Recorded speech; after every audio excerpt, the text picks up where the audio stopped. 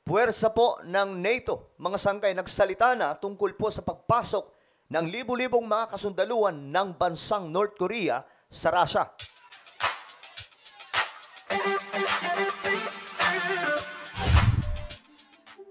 Hello guys, magandang oras po sa inyong lahat. Ako muli ito, Sangkay Janjan. Nagbabalik dito sa ating channel.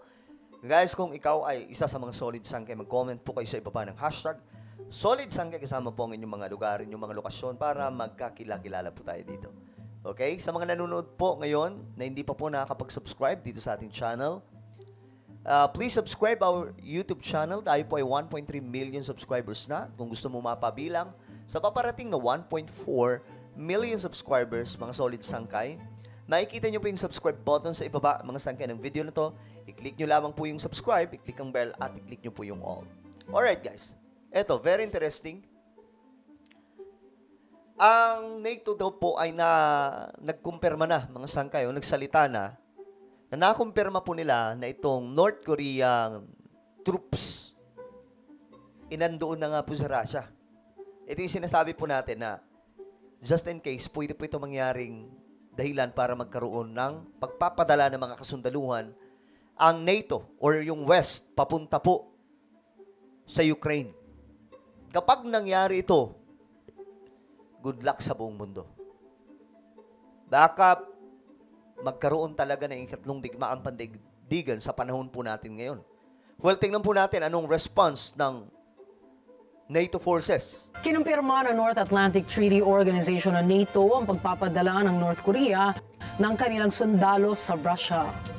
Ayan na, kumpirmado na, mga sangkay. Hindi na po ito haka-haka laman. Kasi ngayon, mga sangkay, itong North Korea, tinatanggi nila. Nabisto, di ba? Nung nabisto, may mga video pang ang kuha, mga sangkay. Tinatanggi nila. Itong nalaman, na-discover sa kanila.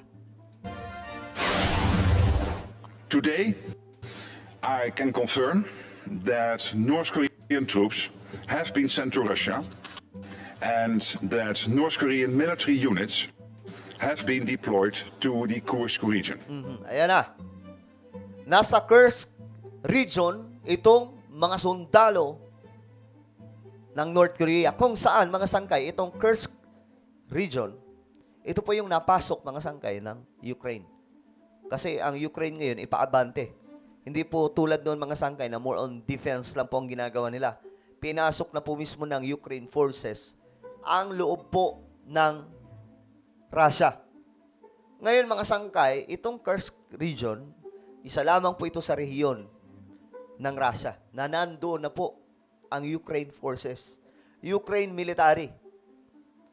Ngayon, ang makakaharap, tama po ang sinasabi, mga sangkay, nung una pa lang, na itong mga taga North Korea, na mga sundalo, ay ilalagay sa frontline. Kasi dito sa Kursk region, andito yung mga sundalo ng Ukraine.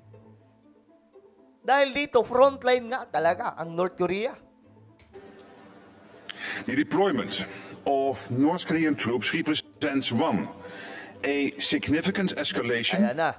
Ang deployment daw po ng North Korean troops ay nagre-represent na isa na naman sa mahalagang escalation na mangyayari, mga sangkay, o matinding escalation na mangyayari dyan sa rehiyon nila, na pwede pong magpang-abot sa Third World War. Siyempre, magkakampihan po yan ng mga bansa eh.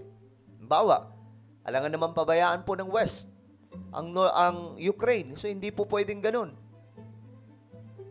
The biggest problem is yung nuclear ng Russia.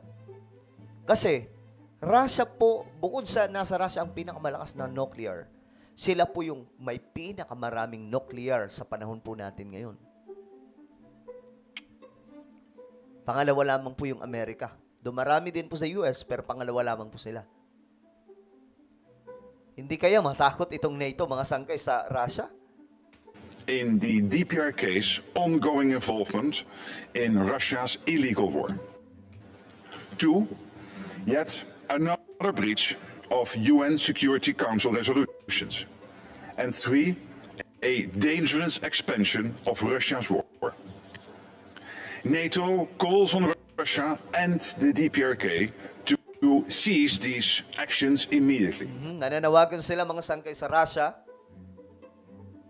maging sa North Korea na ayus-ayusin nyo yung mga buhay nyo. Tanggalin nyo anumang aktibidad na ganito. Ano ba? Ito ba ipagbabanta ng NATO na kung hindi nyo gagawin, naaalisin ang mga yan. Magpapadala din kami ng libu-libong mga kasundaluhan. Isipin nyo, 10,000, more than 10,000 or 11,000 na mga tropang sundalo, mga sangkay mula po sa North Korea. Sobrang dami nun. Kawawa dito yung Ukraine. The deepening military cooperation between Russia and North Korea is a threat to both the Indo-Pacific and Euro-Atlantic security.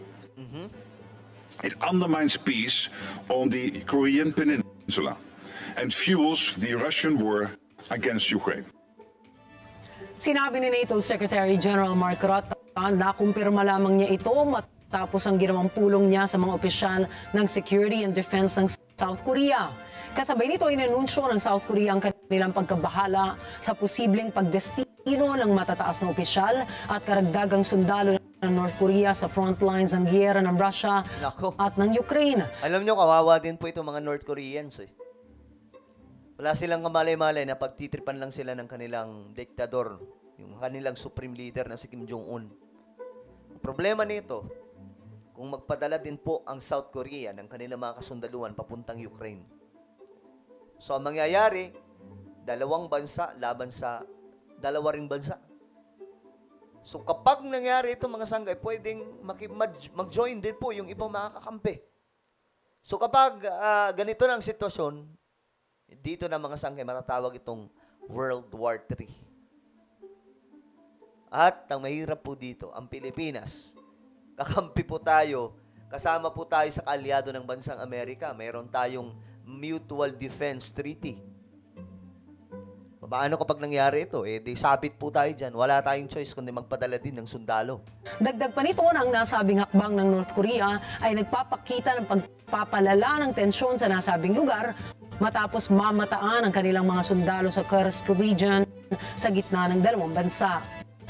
Ayon kay Lee Seong-kwon na miyembro ng Parliamentary Intelligence Committee ay tinuturuan ng Russian military ang mga sundalo ng North Korea ng kanilang military terminology. Dagdag pa nito na tinatansya nilang naghahanda ang North Korea na magpalipad ng bagong military reconnaissance satellites sa tulong na ibinigay ng Moscow para palakasin ang kanilang space program. Una nang itinanggi ni Russian President Vladimir Putin ang ulat na may mga sundalo ng North Korea itong kinuha para labanan ang Ukraine. Tatanggi talaga nila pero hindi magsisinungaling ang ebidensya . May mga kuha ng video. Kaya nga sabi ko, natatalo na pala ngayon itong Russia. Kasi hindi naman nila kakailanganin itong North Korea kung malakas talaga silang bansa. 'Di ba? Ibig sabihin lang, nagiging matagumpay ang ginagawang operasyon ngayon ng Ukraine laban po sa Russia. Kasi kinailangan na po nila yung tulong ng North Korea para labanan itong Ukraine. Abay, pambihira, mga sangkay. 북한과 러시아 간의 병력 이동이 진행 중인 것으로 Naku, may mga high-ranking military pa pala, mga sangkay, na pinapadala doon from North Korea to Russia. 되며 고위급 중장성을 포함한 일부 인원의 전선 이동 가능성을 열어두고 확인 중에 있다고 합니다. 북한의 노동자 송출도 꾸준히 이어져서 금년 들어서 4천여 명의 노동자가 파견된 것으로 추산을 하고 있습니다. Okay, so ayan po ang nangyayari mga sangkay. Ipanalangin natin na hindi po umabot sa Third World War ito. Pero kung mangyayari man mga sangkay, wala tayong magagawa. Lahat naman ito nakapropesiya sa Biblia. Na bago daw po bumalik si Jesus Christ, talaga magaganap po muna yung alingaw-ngaw na mga balita ng digmaan ng iba't ibang mga bansa. At ito po ay nagaganap sa panahon din natin ngayon. Nagpapatuloy ang propesiya na ito. So ano po ang inyong opinion mga sangkay? Just comment down below. Meron po tayong isang YouTube channel. Ito po ay Sangkay Revelation. Hanapin niyo po ito sa YouTube. Kapag nakita niyo na, i-click niyo po yung subscribe, i-click ang bell, at i-click niyo po yung all. Ako na po ay magpapaalam. Mag-ingat pong lahat. God bless everyone.